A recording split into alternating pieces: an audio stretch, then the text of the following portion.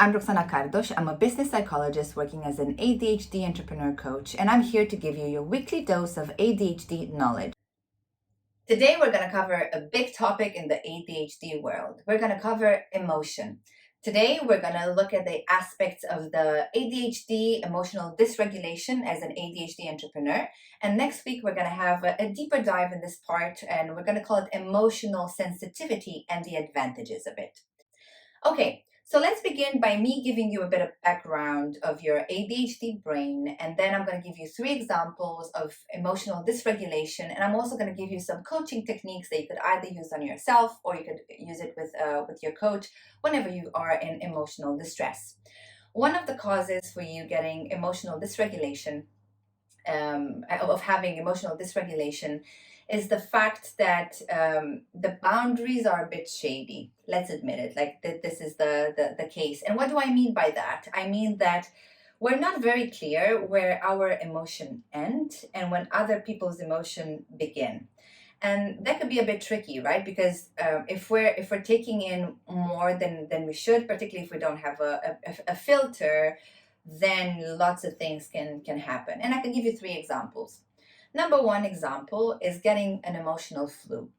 And it's exactly like it sounds. Like you get a flu. Let's say you meet with a client or with a business partner and they're feeling particularly negative and you are transferring a lot of their pain to you, and it can paralyze you and it could get you to be like really stuck into that zone, and then you really have to give yourself a bit of time to recover from this first of all.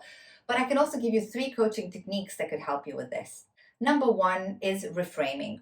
So reframe the situation in your mind. Think about it in a different way. If it's something negative that happened to you, think about what lessons can you get from there.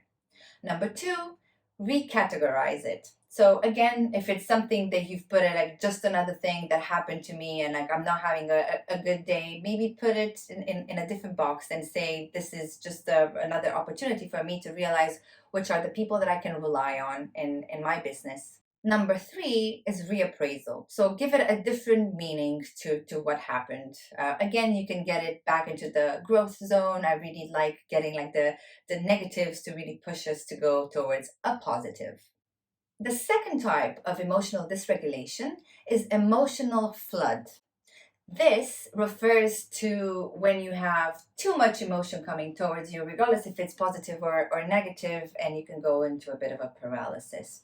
A perfect example would be going at a conference. You can get really stimulated about the ideas, you can meet a lot of people which you find energizing, and then when you get back home, you can't move. You're like a vegetable for like 2 or 3 days, and you just need to calm down, accept it, know that this is what's happening, and obviously put things in balance and plan it into your weekly plan. If you know that you're going to have to go to a conference which is really important to you, don't expect the next day to be fresh and do whatever you have to do without any kind of consequences. Be gentle to yourself. This is one of the key things that you need to learn as an ADHD. I probably don't need to tell you about this, but it's a reminder, right? The third type of emotional dysregulation is the eruption of a volcano. This is when, like, throughout the day, there are little things that annoy you and you embody them. You don't even show it to people. And then somebody's asking you, how's your day going? Or, like, did you finish that document? Did you hear what Suzanne said? Or anything like that. And you just explode. In this case, it's really important for the other person to know how the ADHD brain works and understand that you can't put fuel to fire because it's just going to be a bigger explosion. But in case the other people that you surround yourself with don't know this, I think it's really important for you to know that you need to take a pause. I don't know if you want to go for a walk. I don't know if you want to run, box, whatever. Like, you need to find your coping mechanism in order to really insert a bit of a pause so your emotions can calm down and you can get back to being rational and talk to people. Ideally, you would also feel as you're building up this emotional distress, and you're going to be able to catch it before it's going to happen.